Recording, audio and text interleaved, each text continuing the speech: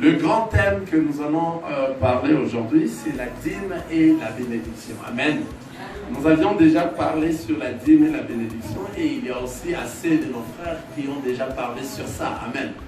Mais comme à chaque fois que nous recevons encore des gens qui sont de nouveaux et qui veulent que nous puissions encore en partager ici dans la maison, pourquoi pas que les autres aussi en profitent, nous allons toutefois encore répondre sur les mêmes enseignements. Amen. Amen. Donc le Seigneur qui ne cesse de donner, il va encore nous exaucer encore. Aujourd'hui, c'est notre premier jour que nous commençons. Amen. Car le thème de la dîme et la bénédiction, ça va vraiment nous prendre beaucoup de dimanches car c'est un enseignement si grand et si profond. Amen. Si grand et si profond. Donc cet enseignement va nous aider à comprendre c'est quoi la dîme et c'est quoi la bénédiction. Amen. Ici, dans notre première partie, nous allons parler sur le salaire. Comme sous-thème. Alléluia. Nous avions déjà commencé sur la dîme. Amen. Aujourd'hui. Mais le sous-thème d'aujourd'hui, ça sera basé sur le salaire. Amen. Le sous-thème, ça sera basé sur le salaire. Et le dimanche qui vient, nous allons prendre la dîme, l'origine de la dîme. Amen. C'est comme ça que nous allons commencer à progresser par rapport au sous-thème. Amen. Aujourd'hui, nous allons parler sur le salaire. Et nous allons entrer en profondeur à savoir c'est quoi les salaires et c'est quoi les salaires d'un homme de Dieu. Amen. Amen. Voilà, nous allons ouvrir nos Bibles.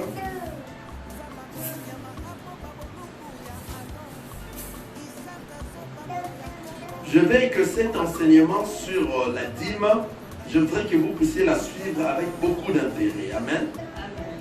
Beaucoup d'intérêt, pourquoi? Parce qu'il y a pas mal de questions sur ça. Ce n'est pas pour rien, nous revenons toujours sur ça, car c'est ce qui fait beaucoup de pagailles et pas mal de questions sur ces histoires de la dîme et la bénédiction. Amen. Pourquoi nous disons la dîme et la bénédiction? C'est parce que de gens-là qui prêchent sur la dîme, ils disent que si vous ne donnez pas de dîme, vous ne serez pas bénis. N'est-ce pas? C'est ça qu'ils disent. Celui qui ne donne pas sa dîme ne sera pas béni. Et d'ailleurs, on part plus loin en disant que celui qui ne paye pas la dîme ne sera pas béni. Donc tous ceux qui ne vont pas payer la dîme ne sont pas bénis. Vous voyez, c'est pour cela que nous avions choisi comme thème, grand thème, la dîme et la bénédiction. Et nous allons commencer par la première partie qui est la dîme. Mais aujourd'hui, notre sous-thème, c'est le salaire. Amen. Le salaire. Nous allons lire dans 2 Thessaloniciens, chapitre 3, le verset 10. 2 Thessaloniciens, chapitre 3. Nous allons lire le verset 10 jusqu'au verset 12. Amen. J'ai lu au nom de Jésus.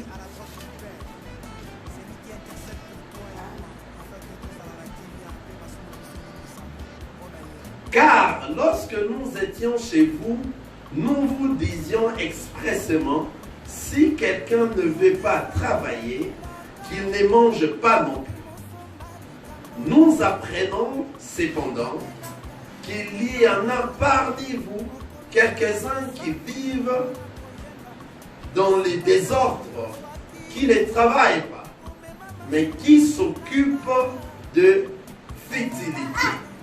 Amen. Nous invitons ces gens-là, nous évitons ces gens-là et nous les exhortons, je réponds, nous invitons ces gens-là et nous les exhortons par le Seigneur Jésus-Christ à manger leur propre pain en travaillant paisiblement. Amen. Ici, on nous parle de travail.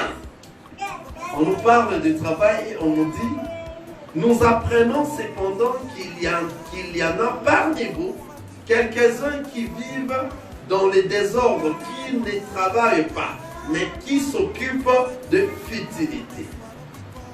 Et ici, on nous dit, si quelqu'un ne veut pas travailler, Si quelqu'un ne veut pas travailler, c'est-à-dire une personne qui refuse de travailler. Alléluia. Qu'il ne mange pas non plus. C'est-à-dire, c'est à partir du travail que nous recevons un salaire qui va nous faire travailler et qui va nous faire, manger. Dans la personne qui ne travaille pas, la personne qui refuse de travailler, car la Bible nous dit, si quelqu'un ne veut pas travailler, la personne qui ne veut pas travailler, qu'il ne mange pas non plus. C'est-à-dire, la personne qui doit manger n'est qu'une personne qui veut travailler. Alors la personne qui travaille reçoit quoi? Un salaire. Et ce salaire va l'aider afin qu'il puisse faire quoi? Manger et s'organiser. Amen. Il a dit encore, nous apprenons cependant qu'il y en a parmi vous quelques-uns qui vivent dans les désordres, qui ne travaillent pas, mais qui s'occupent de fidélité. Amen. Nous voyons que si quelqu'un ne travaille pas, il n'aura pas le moyen de se faire nourrir. Ici, nous sommes vraiment terre à terre, nous sommes dans la doctrine. De ce que dit la parole, nous sommes en train de répéter que les écrits. Amen. Et nous sommes vraiment assis dans la doctrine. Et nous allons encore lire un autre verset biblique. Nous lisons encore nous allons vraiment lire beaucoup de versets bibliques aujourd'hui, mais ça ne sera pas très long, car nous allons juste parler de l'introduction de notre grand thème qui est la vie et la bénédiction. Et nous sommes en train de parler sur le salaire. Pourquoi? Parce que nous acceptons qu'un homme de Dieu a un salaire. Amen. Ici, aujourd'hui, dans les temps de la grâce.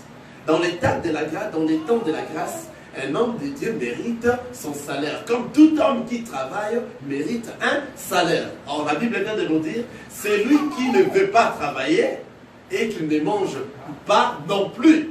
C'est-à-dire, il faut d'abord travailler avant de recevoir un salaire. Amen. Et nous allons encore passer dans un autre verset. Nous lisons dans Colossiens.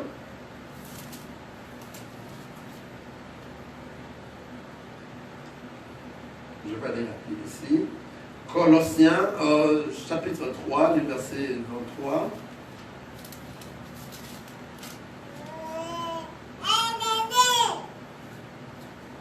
Qu'est-ce que nous dit Colossiens, chapitre 3, le verset 23. Regardez.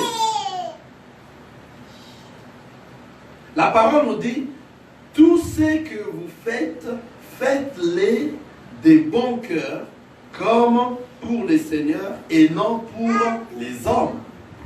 C'est-à-dire, toi qui es en train de travailler dans ton travail, les seigneurs te disent, n'importe quel travail qu'on te donne, qui va te donner une rémunération, tu dois le faire dans le bon cœur.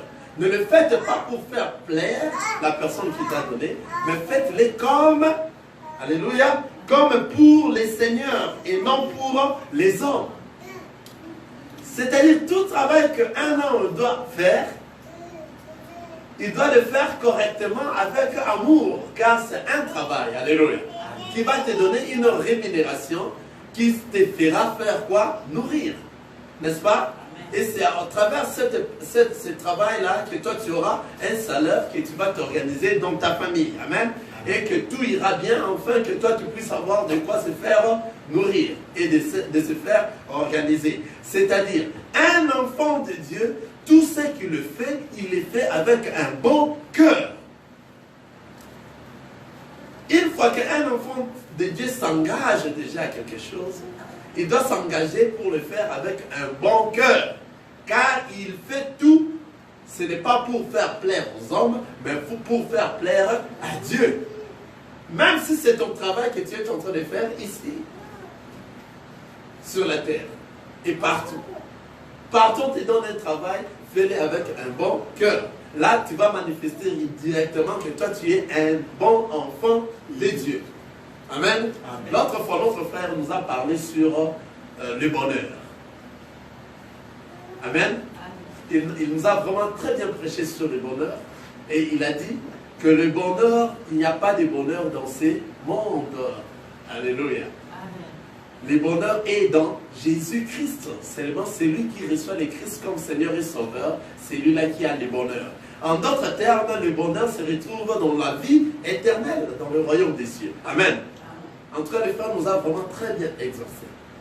Car nombreux savent déjà que à partir du travail, c'est à ce moment que moi j'aurai le bonheur. Mais il faut travailler. Si tu refuses de travailler, tu n'auras pas le salaire. Le salaire qui va t'aider à vivre ici sur la terre et tu seras bien sur la terre. Et lorsque tu es bien sur la terre, parce que tu as fait du bon travail, tu commences déjà à récolter ce que toi tu as travaillé, tu commences déjà à avoir le bonheur sur la terre. Mais le bonheur que toi tu auras sur la terre, sache que le monde ne donne pas le bonheur. Le vrai bonheur à quoi nous sommes en train de faire allusion, c'est le Seigneur Jésus-Christ. C'est lui qui donne le vrai bonheur. C'est lui qui va te donner la vie et la paix. Et c'est lui qui va t'introduire où? Dans le vrai bonheur. Alléluia. Amen. Ça, c'est juste une partie que c'est que notre frère avait parlé. Et je suis en train de les rappeler ici parce que nous savons que après avoir travaillé, nous recevons notre salaire ici sur la terre. Ce salaire-là nous permet à faire tout ce que nous voulons, n'est-ce pas? En d'autres termes, c'est un peu à partir du salaire que nous avions un peu ici sur la terre notre bonheur. Et pourtant, le bonheur que la parole est en train de parler, c'est la vie éternelle. Amen. Amen. Nous allons encore lire un autre verset qui nous parle toujours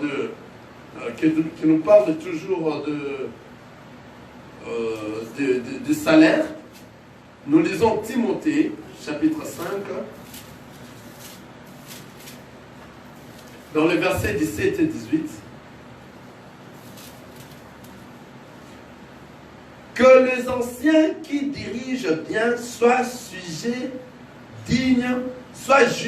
dignes d'un double honneur, surtout ceux qui travaillent à la prédication et à l'enseignement.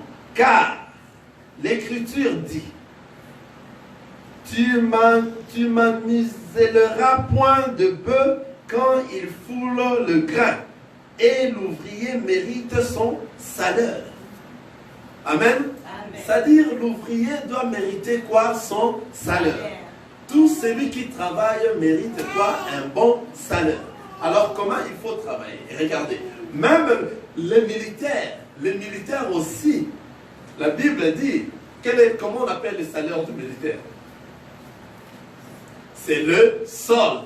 La Bible nous dit que le militaire, les soldats se contactent de leur solde. Amen. Les soldats doivent se contacter de leur solde. Nous allons lire ça rapidement dans Luc. Amen. Nous allons voir que les militaires aussi ont leur salaire qu'on appelle solde.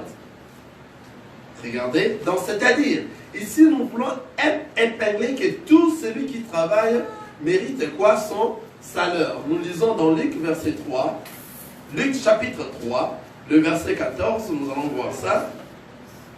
Luc chapitre 3, le verset 14, nous allons voir que les militaires doivent se contacter de leur salaire.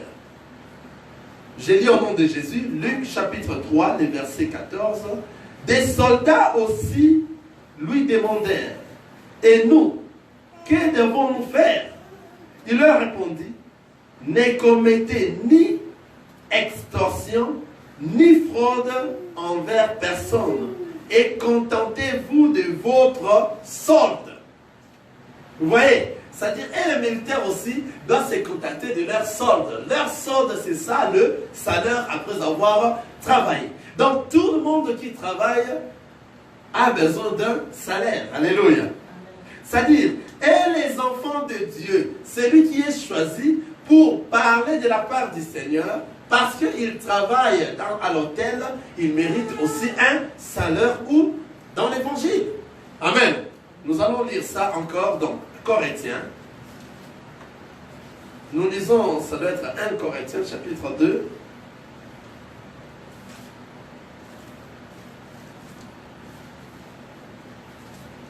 « 1 Corinthiens chapitre 2, le verset 9. Nous allons voir à partir du verset chapitre 1 Corinthiens, chapitre 9, le verset 14.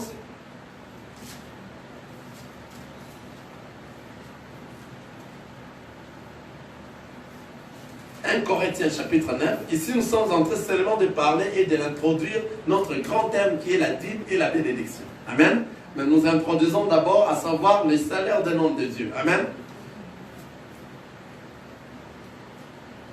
1 Corinthiens 9, le chapitre 14. Je peux lire jusqu'en descendant. Amen. De même aussi, le Seigneur a ordonné à ceux qui annoncent l'évangile de vivre de l'évangile. Amen. C'est-à-dire, ceux qui annoncent l'évangile doivent aussi vivre de l'évangile. Pourquoi nous sommes en train de parler du salaire? On a commencé à dire que tout homme qui travaille mérite un salaire.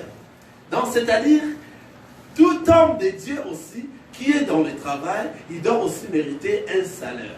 Nous avions commencé dans les salaires. Pourquoi? Parce que nous sommes en train de parler sur la dîme et la bénédiction. Et montrer, présenter aujourd'hui qu'on n'est pas contre le salaire d'un homme de Dieu. Amen. On n'est pas contre le salaire d'un homme de Dieu ici, aujourd'hui, dans les temps de la grâce. Amen. Mais nous allons expliquer lorsque nous allons entrer profondément sur la dîme et nous allons faire comprendre c'est quoi la dîme. Et nous allons par la suite faire comprendre c'est quoi la bénédiction. Amen. Regardez, la Bible nous dit dans 1 Corinthiens 9, le verset 14, de même aussi, le Seigneur a ordonné à ceux qui annoncent l'évangile de vivre de l'évangile. L'Éternel a ordonné à ceux qui annoncent l'évangile de vivre de l'évangile. C'est-à-dire, l'évangile aussi doit payer, alléluia, à la personne qui est en train d'annoncer l'évangile. Maintenant, nous allons entrer pour voir comment est-ce que l'évangile doit payer la personne qui est en train d'annoncer l'évangile. Amen. Avant d'arriver là, nous allons voir, nous allons encore lire que, nous allons comprendre que Paul était en train de prêcher des fois, lui-même était en train de demander, on était en train de lui donner de son salaire, et il y avait d'autres endroits que Paul prêchait sans pour autant demander quelque chose. Alléluia. Car il est venu juste à ce moment-là faire le travail du Seigneur. Alléluia. Il veut faire son travail sans pour autant recevoir quelque chose. Amen. Donc, ici, ça nous montre que lorsque nous venons travailler pour le Seigneur, on ne s'attend pas à recevoir quelque chose, car ce que le Seigneur va nous donner, c'est plus que ce que nous, on s'entend de recevoir. Amen. Nous allons lire ça dans 1 Corinthiens 9, encore, dans le verset 15. Regardez, Paul qui dit, « Pour moi, je n'ai usé d'aucun de ces droits, et ce n'est pas enfin de le réclamer en ma faveur que j'écris ainsi, car j'aimerais mieux mourir que de me laisser enlever ces sujets de gloire. Si j'annonce l'évangile, ce n'est pas pour moi un sujet de gloire, car la nécessité m'en est imposée.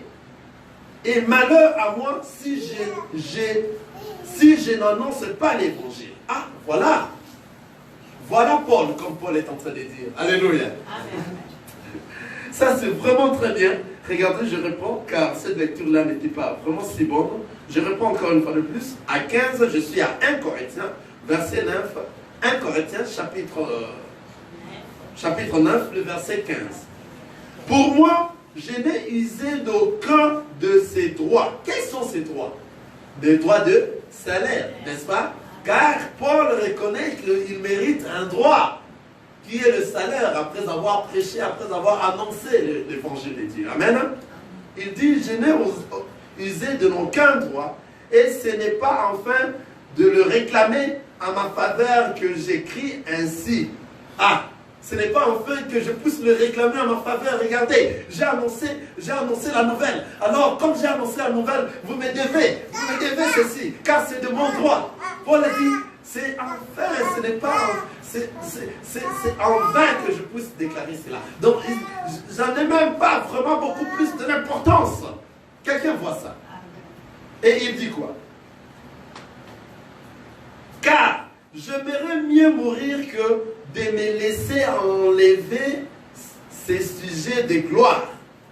Donc Paul pourrait mieux mourir que de se laisser enlever ces sujets de gloire qui est en lui. De quoi? D'annoncer la bonne nouvelle. Et il dit quoi? Il dit encore par la suite, si j'annonce l'évangile, ce n'est pas pour moi un sujet de gloire. Paul dit, s'il annonce l'évangile, ce n'est pas pour lui un sujet de gloire. Aujourd'hui, nombreux sont en train d'annoncer l'évangile et ils ont fait de l'évangile leur sujet de gloire. Quelqu'un est avec moi? Ils ont fait de l'évangile leur sujet de gloire.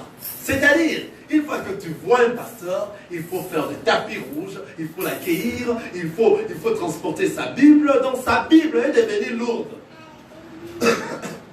Pour transporter, je m'excuse, sa Bible est devenue lourde pour transporter.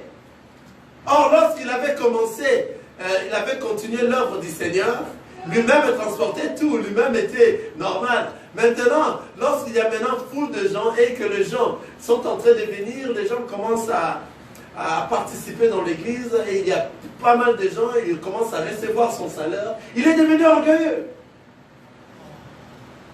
Il est devenu un orgueilleux. Alléluia. Malgré que lorsque nous parlons des orgueilleux, nous parlons des orgueilleux dans la parole, ça veut dire pas ce que tout le monde pense. Hein. Dans la parole de Dieu, tout orgueilleux est celui qui ne veut pas écouter la parole de Dieu, qui ne veut pas marcher par rapport à la parole de Dieu. Tu es un orgueilleux. Lorsque je te dis, celui-là c'est un orgueilleux, tu me parles d'un pasteur, je dis c'est un orgueilleux. Donc c'est tous ceux qui ne veulent pas suivre la parole de Dieu. C'est un orgueilleux. Donc c'est-à-dire Paul qui nous dit, si j'annonce l'évangile, ce n'est pas pour moi un sujet de gloire. C'est ce que je suis en train de dire aujourd'hui. Nombreux de pasteurs, l'évangile est devenu pour eux un sujet de gloire. Parce que c'est lui qui est en train d'annoncer cela. C'est lui qui a reçu la grâce. À son entrée, il y a des gens qui se mettent déjà à genoux pour les recevoir. Et puis lui, il vient là, il étend ses mains. Il est en train d'étendre ses mains. Et la Bible, on l'a déjà transportée. Et il vient toujours au culte en retard. Et lorsqu'il arrive, c'est tout le monde qui se met debout. On arrête même la prière, c'est le pasteur qui va entrer. Parce que c'est un sujet de gloire pour lui. C'est le culte de la personnalité. Amen. Un enfant de Dieu ne peut pas être ainsi. Si réellement toi tu as été choisi, tu dois être exemple. Je veux être comme Jésus. Alléluia. Je veux être comme Jésus toute ma vie. Je veux me rabaisser comme Jésus. Voilà. Je veux être comme Jésus toute ma vie. Je veux être simple comme Jésus. Je veux être comme Jésus toute ma vie. Je veux être simple comme Jésus. Voilà Jésus. Très simple. Lorsque toi tu es un homme de Dieu, lorsque tu es un disciple du Seigneur Jésus-Christ, tu dois te faire remarquer par la simplicité. Tu ne pourras pas faire ce que le Seigneur t'a donné comme grâce, l'évangile, et tu le fais comme un sujet de gloire. À ce moment, tu n'es plus celui que le Seigneur a choisi pour venir dans ces choses. Alléluia. Lorsque vous entrez dans l'église, vous voyez un pasteur qu'on ouvre la porte afin qu'il puisse descendre. On ouvre la porte. Lui n'arrive pas à ouvrir la porte. Un pasteur qu'on accueille comme roi. Ils disent, c'est que nous avions dit là-bas, il doit recevoir la double honneur. Nous avions parlé du double honneur notre frère ici.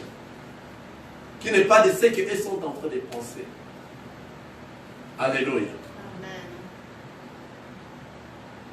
Un vrai enfant de Dieu, un vrai homme de Dieu n'est pas dans la gloire dans l'évangile. Il est venu faire quoi? Regardez comme avait dit Paul. Regardez ce que dit Paul. J'annonce l'évangile, ce n'est pas pour moi un sujet de gloire, car la nécessité m'en est imposée. Et malheur à moi si je n'annonce pas l'évangile. Lorsque le Seigneur t'a déjà choisi, il t'a imposé afin que toi tu fasses de son travail. Alléluia. Lorsque tu fais son travail, tu ne peux pas prendre de cela comme un sujet de ta gloire personnelle. Alléluia. Parce que tu es imposé. La nécessité m'en est imposée de faire cela. Vouloir ou pas, je suis animé de prêcher la parole et d'enseigner la parole de Dieu. Partout où je suis. Alléluia. Amen. Si je le fais de bon cœur, j'en ai la récompense. Mais si je le fais malgré moi, c'est une charge qui m'est confiée.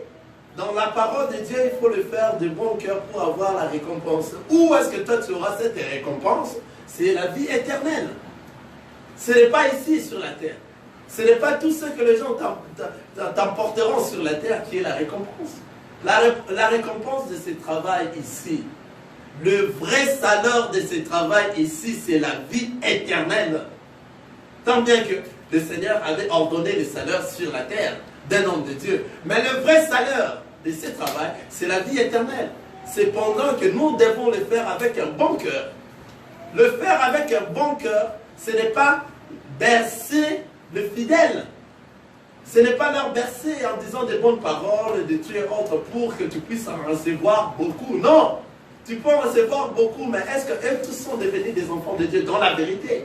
Nous allons voir que non, c'est faux. Alléluia. Amen. Ils ne seront pas des vrais enfants de Dieu. C'est pour cela, vous voyez, nous sommes en train de constater dans toutes ces églises-là, nous voyons comment est-ce que le pasteur leur oblige de donner des offrandes, leur oblige de donner des dîmes, leur oblige de donner des offrandes de tout, des actions de grâce, qui n'est pas aussi mal l'action de grâce. Mais nous devons d'abord avoir un enseignement sur ça. Donc, qui donne les actions de grâce qui... Le problème est que le pasteur les oblige. Pourquoi les pasteurs les obligent? C'est parce que le pasteur ne veut pas travailler. Or, la parole nous dit, celui qui ne veut pas travailler ne mange pas non plus. Quelqu'un a compris là où je suis? Le travail que le pasteur doit travailler, ce n'est pas de bercer les fidèles, c'est de prêcher la parole de Dieu correctement. Et que ça fasse mal ou que ça ne fasse pas mal, mais la parole pourvu pour l'homme de Dieu est prêché tel que le Seigneur l'a envoyé de le prêcher. Cependant qu'il va prêcher la vraie parole, c'est à ce moment que cette parole va toucher les fidèles. Chacun de nous va devenir un enfant de Dieu. C'est à ce moment que le Saint-Esprit va les envoyer à participer à l'œuvre de Dieu. Amen. Alors si tu ne veux pas travailler, comment est-ce que toi tu vas recevoir Amen. Le salaire d'un homme de Dieu? Il faut d'abord travailler. Le travail, ce qui fait que cet homme de Dieu est en train de travailler, c'est les enseignements de la parole de Dieu qu'il est en train d'enseigner dans son église. Et nous allons remarquer, constater que tous ceux qui viennent dans cette église-là, réellement après une année, ils ont changé. C'est ça le fruit du travail.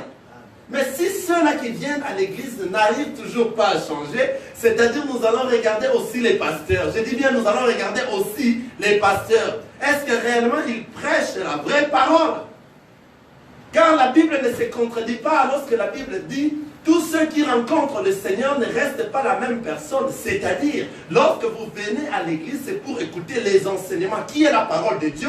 Qui est le Seigneur? Vous ne devez pas rester la même personne. Mais si la personne qui est en train de parler de cet enseignement n'arrive pas à vous amener par rapport à la vraie enseignement, la vraie parole, qui va changer le plus profond de vos cœurs, cette personne-là ne travaille pas. C'est une personne qui ne veut pas travailler. C'est pour cela que ces hommes-là qui ne veulent pas travailler vous forcent de donner des dîmes, vous forcent de donner des offrandes, vous forcent. Et pourtant, non. Pour donner les offrandes, nous devons les faire, ce sont des actions libres, ni contraintes. Personne ne peut te pousser. C'est-à-dire, comme personne ne doit te pousser, c'est-à-dire, toi d'abord, tu dois devenir un vrai enfant de Dieu dans le Seigneur. C'est à ce moment que le Saint-Esprit va t'obliger, va te pousser à participer dans l'œuvre du Seigneur. Quelqu'un me comprend? Nous sommes venus de parler ici sur d'abord le salaire. Le salaire d'un homme de Dieu. C'est vrai, un homme de Dieu, par rapport à la parole, nous avions dit, le Seigneur a ordonné qu'un homme de Dieu puisse manger de l'évangile. Un homme de Dieu doit avoir des salaires, son salaire. Mais comment il doit en avoir? Il faut qu'il fasse son travail. Or, nous avions dit, celui qui ne veut pas travailler ne mange pas non plus. Maintenant, eux ne veulent pas travailler, mais ils obligent aux fidèles de donner. C'est pour cela, vous leur entendez, donner l'offrande de ci, donner l'offrande de délivrance, les offrandes de ceci, et vous le voyez, nous sommes en train de vivre ça. Mettre des paniers, plusieurs paniers devant. Or, dans la parole, on dit, et tous ramener, rassembler tout sous les pieds des apôtres. C'était un seul panier. Nous voyons cela. Si réellement, toi tu es un homme de Dieu, travaille. Et ton travail, nous allons voir le fruit de ton travail au travers le fidèle qui sont dans ton église. Disons, si nous disons cela, dans l'église à laquelle le Seigneur t'a donné la responsabilité. Et ces fidèles, nous allons leur voir par leur façon de vivre, par leur façon de marcher. Si réellement, ils sont en train de donner le fruit de la repentance. Si réellement ils donnent le fruit de la repentance, c'est-à-dire le Saint-Esprit en eux, toi, tu ne dois pas les obliger, mais le Saint-Esprit en eux va leur pousser à participer à l'œuvre du Seigneur. C'est à ce moment que toi, tu auras ton salaire. Et tu en auras en abondance. Quelqu'un voit ça. Si réellement, toi, tu es en train de faire et de présenter ton travail, les fidèles vont réellement devenir des enfants de Dieu. Aucun jour, je l'ai dit, aucun jour tu vas venir pour dire donner l'offrande, il faut donner pour être béni. Et pour être béni, il faut donner des dîmes et des offrandes, de tout cela. Tu ne diras pas cela. Pourquoi? Parce que toi, tu es en train de prêcher la sainte parole qui va changer tes fidèles. Et tes fidèles devenant des enfants de Dieu dans la vérité. Si j'ai dit ils sont devenus des enfants de Dieu dans la vérité, c'est-à-dire, je suis en train d'évoquer Romains 12, le verset 1. Ils ont donné leur corps comme étant un sacrifice vivant, saint et agréable. Et une fois qu'ils deviennent comme ça, c'est fini. Cette assemblée est bénie. Pourquoi? Parce qu'ils seront eux-mêmes quoi? Ils seront eux-mêmes poussés par le Saint-Esprit qui est en eux. Merci frère. Ils seront poussés par le Saint-Esprit qui est en eux. Et le Saint-Esprit de Dieu va leur pousser à participer à l'œuvre du Seigneur. Vous allez voir vous-même, dans l'église, il y aura des frères et des sœurs qui commenceront à contrôler tout. Il n'y a pas de micro, il n'y a pas de santé, il n'y a pas de lampe. Nous devons remplacer ici. Tu ne dis rien. Pourquoi? Parce que c'est le Saint-Esprit qui est en train de leur pousser. Alléluia. Amen. Ça, c'est juste une intro. Nous allons revenir dans ces choses lorsque nous allons entrer en profondeur sur la dîme. Alléluia. Parce que si tu n'as pas bien fait ton travail, tu risques de recevoir aussi quoi ça? Les cotisations. J'appelle ça les cotisations. Car les offrandes là qui disent de prostituées, des voleurs, des bandits. Alléluia. Amen. Or, le Seigneur n'a pas besoin de tous ces termes. Lisons Galates. Nous allons voir que un homme de Dieu doit d'abord travailler. Le travail d'un homme de Dieu se manifeste par la façon que les fidèles qui sont dans son église sont en train de donner le fruit de la repentance partout. Et c'est à ce moment que le Saint-Esprit va pousser leurs fidèles de participer à l'œuvre de Dieu. Et c'est à ce moment qu'un homme de Dieu aura son salaire. Comment toi tu cherches ton travail, le salaire, et tu ne veux pas travailler? Nous lisons dans Galates 6, le verset 7. Galates 6, le verset 7. Car les hommes de Dieu aiment beaucoup Galates 6.6. Vous voyez, hein? Galates 6.6. Amen. On profite pour le dire aussi rapidement. Que c'est lui à qui l'on enseigne la parole fasse part de tous ses biens à celui qui l'enseigne. Nous disons Amen. C'est lui à qui l'on enseigne la parole. Ici nous sommes dans Galates 6.6. C'est lui à qui l'on enseigne la parole fasse part de tous ses biens à celui qui l'enseigne. Nous disons Amen. Mais avant que celui-là puisse faire part à celui qui l'enseigne, c'est le Saint-Esprit qui va le pousser afin qu'il fasse part à celui qui l'enseigne de tous ses biens.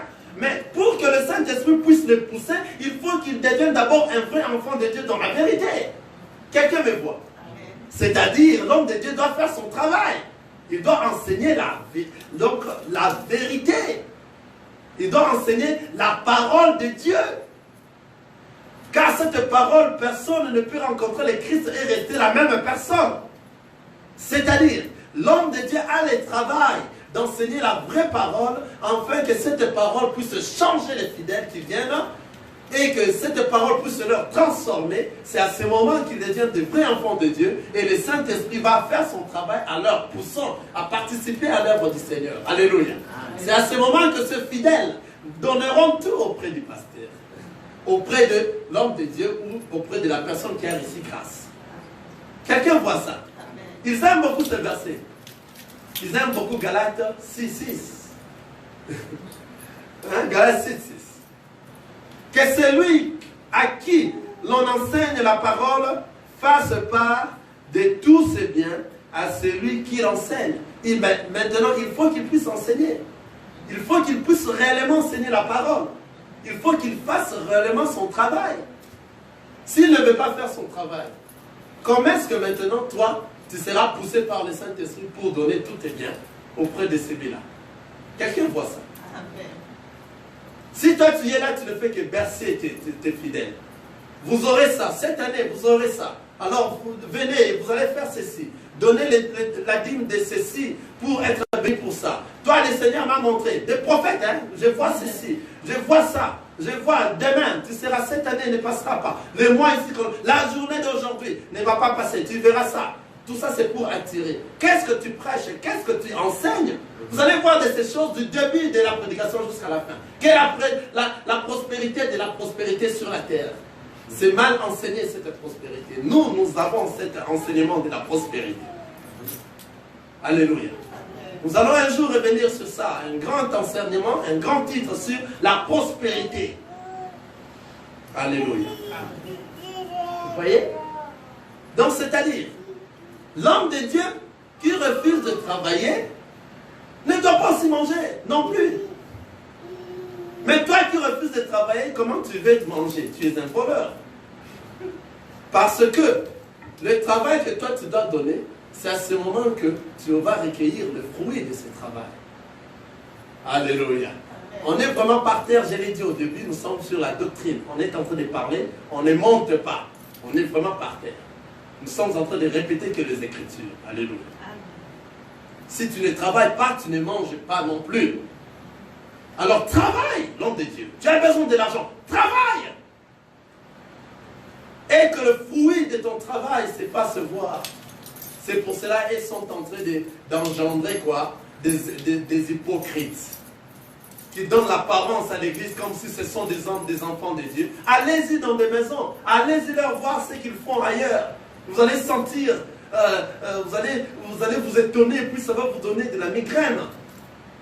Mais en venant à l'église, ils font semblant comme ils sont des chrétiens, hein, des enfants de Dieu. Et toi aussi tu crois ainsi. Non, le travail que nous faisons ici dans l'assemblée des enfants de Dieu se remarque à l'extérieur de l'assemblée de Dieu. À la maison, au travail, partout où tu seras, il faut que toi tu donnes un signe que toi tu es un enfant de Dieu, tu marches par rapport à la parole de Dieu. Ce n'est pas seulement lorsque tu viens à l'église, non. Il faut que tu sois, il faut que cela se fasse partout.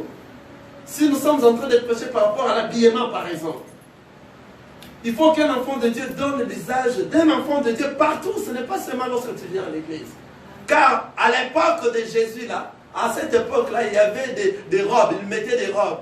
Et ces robes-là étaient les robes des hommes. Il y avait aussi des robes des femmes.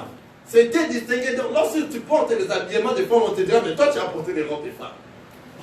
Tu comprends? Vous comprenez ce que je suis en train de vous dire? Il y avait aussi l'habillement de pute, de prostituée. Lorsque tu es une prostituée, on va te reconnaître par ton habillement. On voit, regardez ta façon d'être. Celle-là, c'est une prostituée, par sa façon de s'habiller. On reconnaît aussi, malgré qu'il y avait toujours des robes. Elle tous avait des robes. Mais la façon de s'habiller d'une prostituée, c'est remarquer que c'est une prostituée. Par la façon de s'habiller. Est-ce qu'on se voit? On continue, alléluia. Nous avions dit que nous sommes passés justement rapidement sur Galates 6 pour faire voir que réellement le salaire d'un homme de Dieu est écrit. Et puis le salaire d'un homme de Dieu est vrai et que nous ne sommes pas contre le salaire d'un homme de Dieu. Je vous rappelle, nous sommes partis d'abord dans ces premières parties sur les salaires pour montrer, pour venir après sur la dîme. Car notre grand thème c'est la dîme et la bénédiction. Aujourd'hui, est-ce que la dîme peut-il être encore accepté? C'est ça notre grande question. Amen. Voilà. Nous passons, nous allons voir c'est quoi.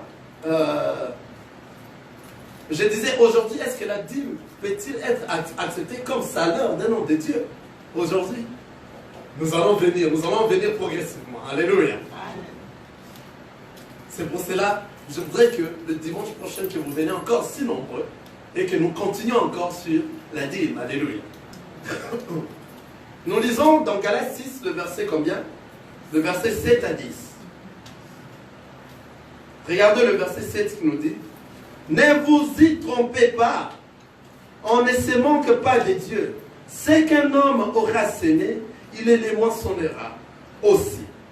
Celui qui sème pour la chair moissonnera de la chair la corruption. Mais celui qui sème pour l'esprit moissonnera de l'esprit la vie éternelle. Amen.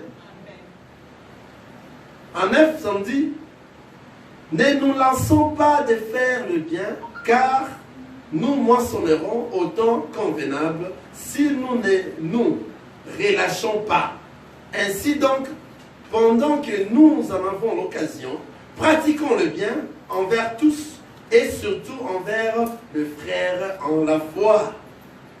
Ne nous en lassons pas de faire le bien. Alléluia. Celui qui sert, alléluia. On dit ceci: ne vous y trompez pas, on ne se manque pas de Dieu.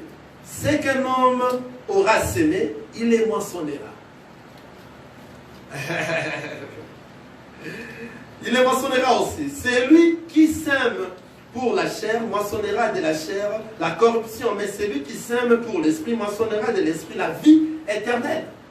Donc les enfants de Dieu moissonneront de l'esprit la vie éternelle.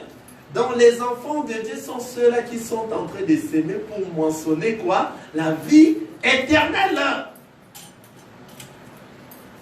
Donc le salaire, le vrai salaire des enfants de Dieu sera la vie éternelle. Vous savez, vous vous souvenez de cette chanson? Lonanayo dekonangai kobangate yokobuka salela nzambe yende mopesi akopesa menayo ebele. Amen. Qui veut dire, allez-y s'aimer.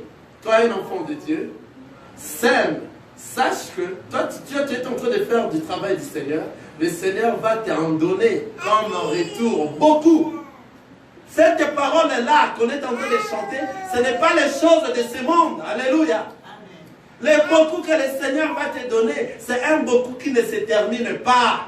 Le beaucoup qui ne se termine pas, c'est dans la vie éternelle.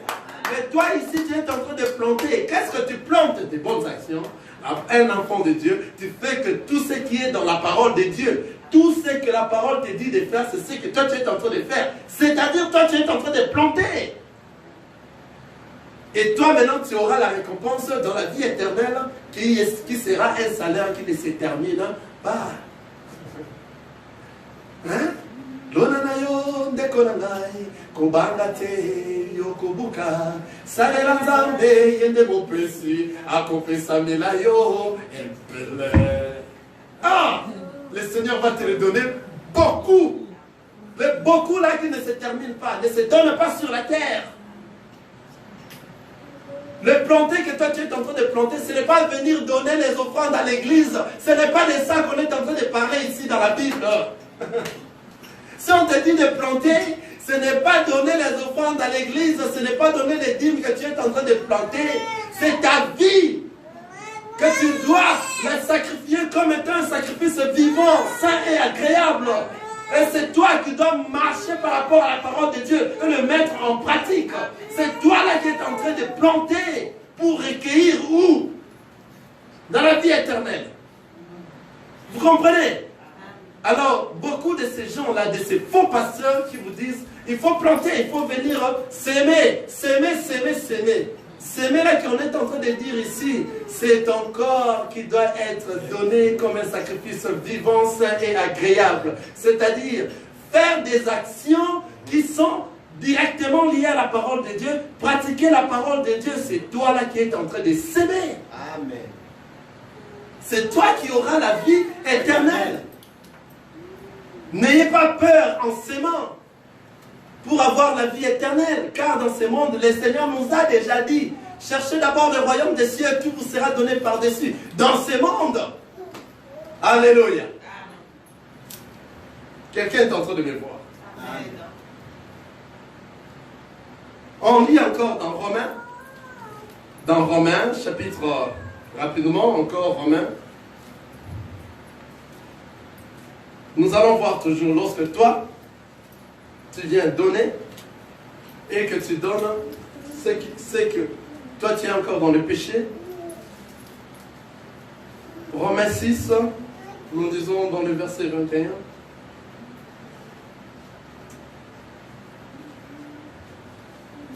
Romains 6, le verset 21. Quel fruit portiez-vous alors? Des fruits dont vous rougissez aujourd'hui. Car la fin de ces choses, c'est la mort. Ah! Je continue. Mais maintenant, étant affranchis du péché et devenus esclaves de Dieu, vous avez pour fruit la sainteté et pour la fin, la vie éternelle. Car le salaire du péché, c'est la mort, mais le don gratuit de Dieu, c'est la vie éternelle en Jésus-Christ notre Seigneur. Amen. Ah, vous voyez pourquoi lorsqu'on dit planter ou s'aimer, c'est pour avoir la vie éternelle dans le Seigneur. Car c'est ça les dons gratuits de notre Seigneur Jésus-Christ. C'est ça même la promesse qu'il nous a donnée. Amen. Dans la promesse que le Seigneur nous a donnée, que je suis un enfant de promesse, c'est toi qui es un enfant de promesse qui le verra bientôt dans les airs. La promesse, c'est la vie éternelle. Je le redis encore.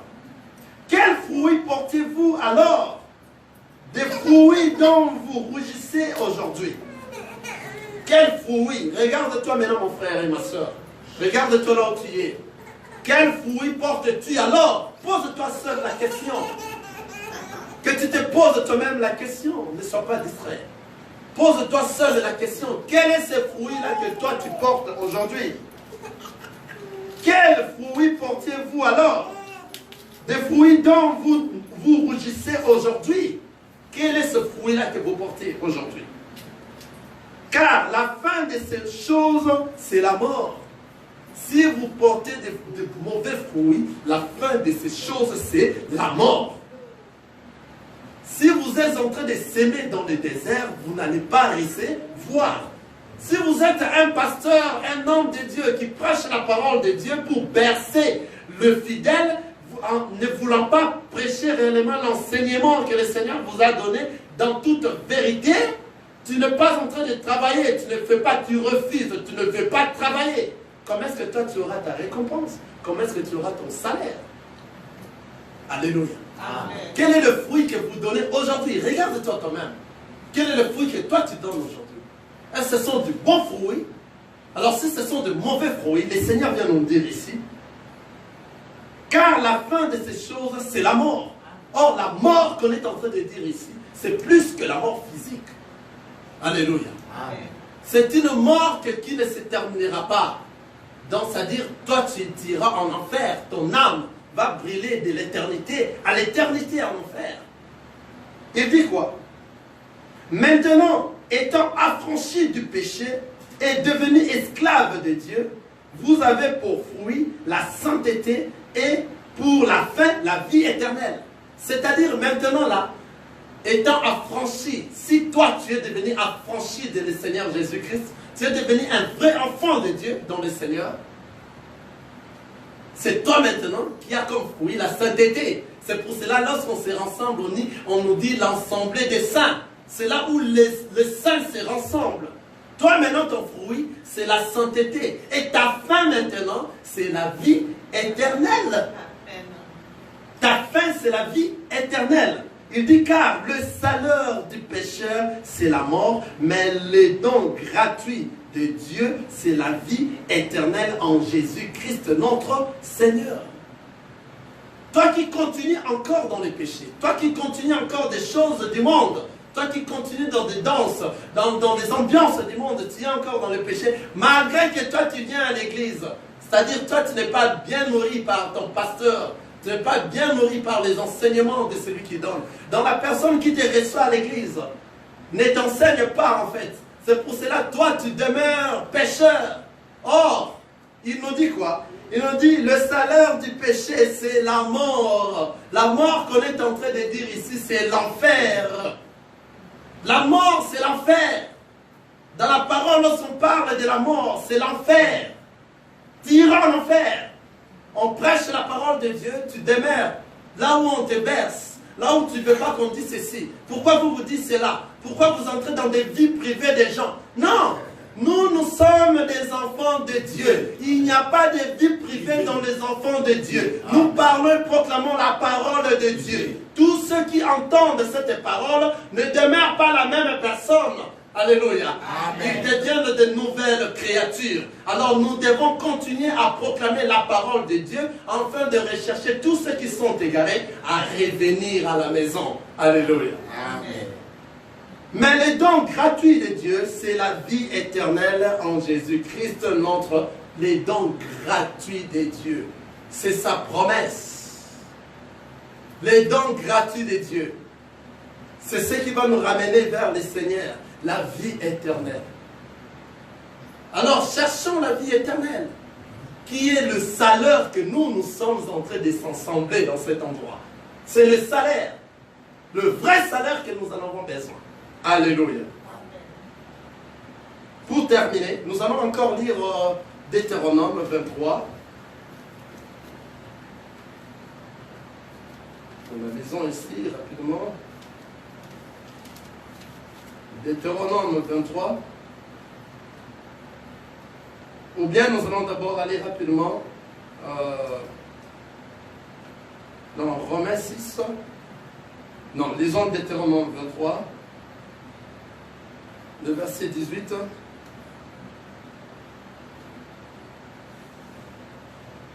Deutéronome 23, le verset 18.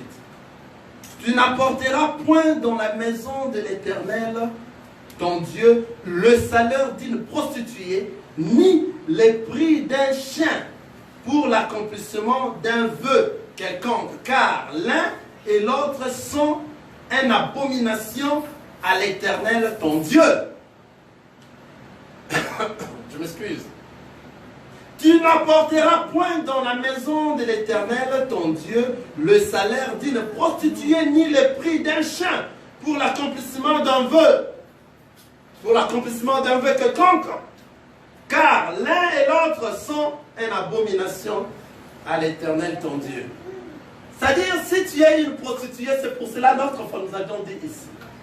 On ne vient pas dans la maison de Dieu main vide. Alléluia. Nous disons Amen. Mais le Seigneur est en train de dire qu'il ne reçoit pas l'offrande d'un pécheur. Tu n'amèneras pas dans la maison de Dieu. Je reprends cela. Tu n'amèneras pas. Nous sommes dans 18. Tu n'apporteras point dans la maison de l'Éternel, ton Dieu, le salaire d'une prostituée, ni le prix d'un chien. Vous voyez?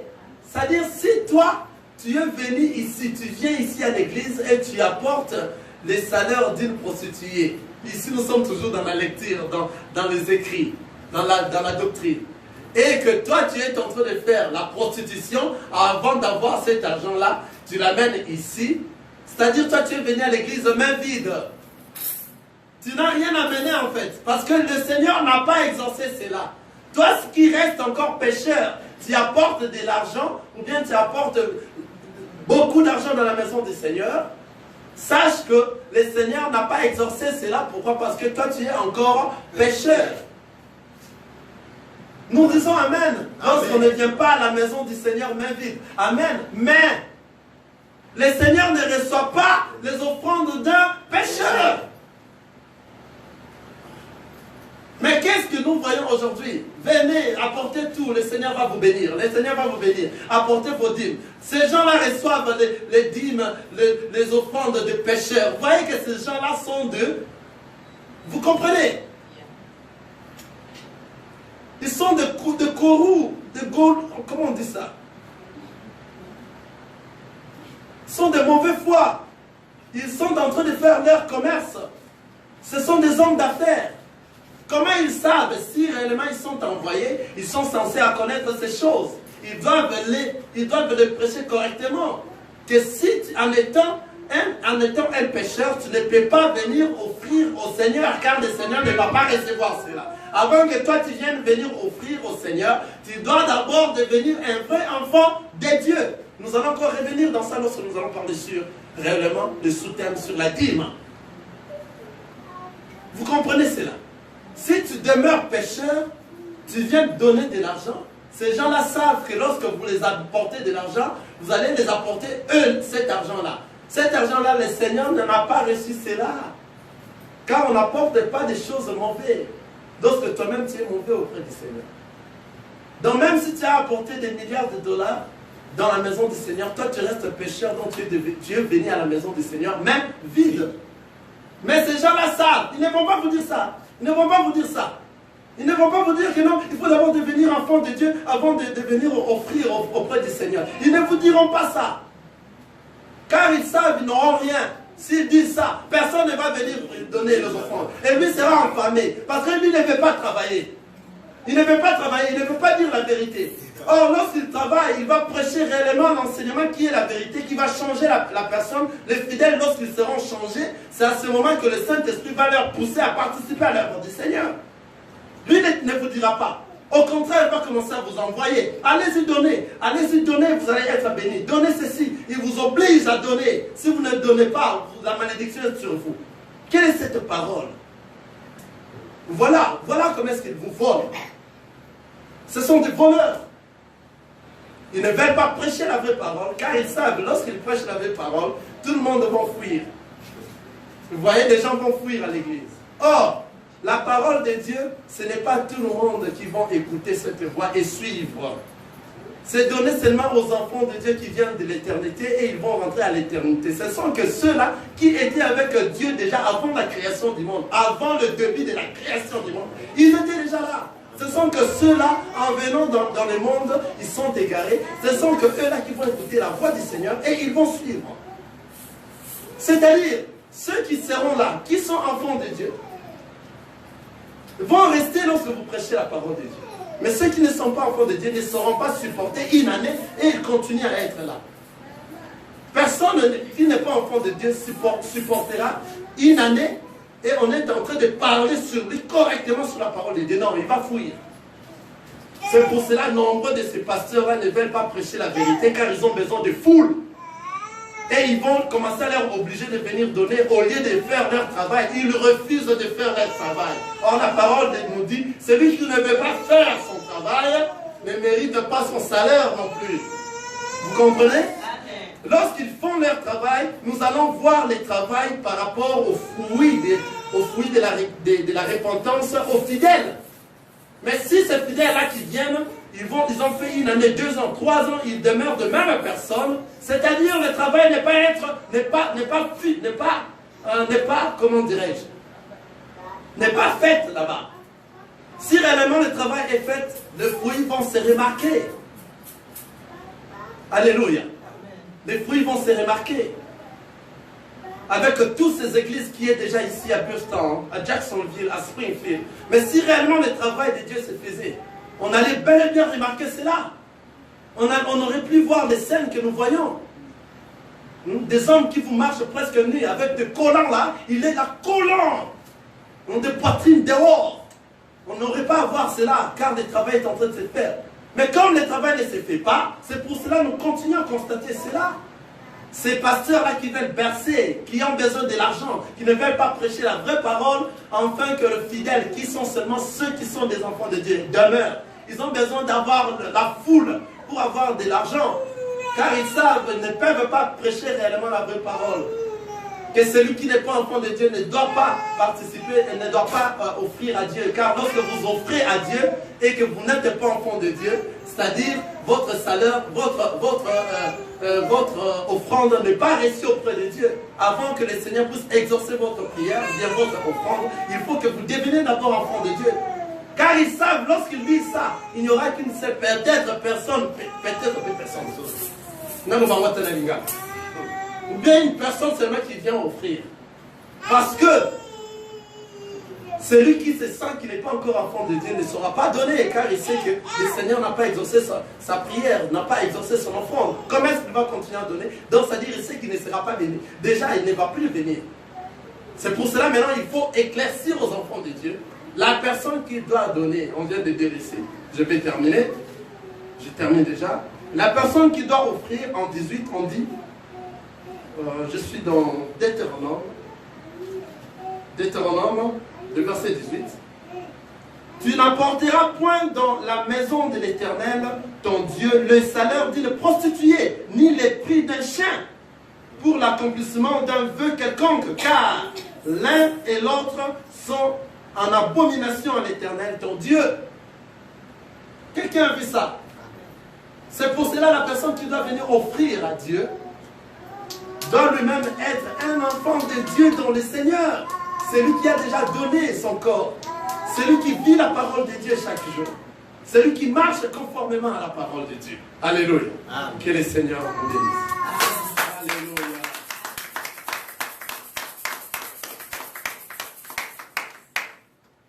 On s'élève.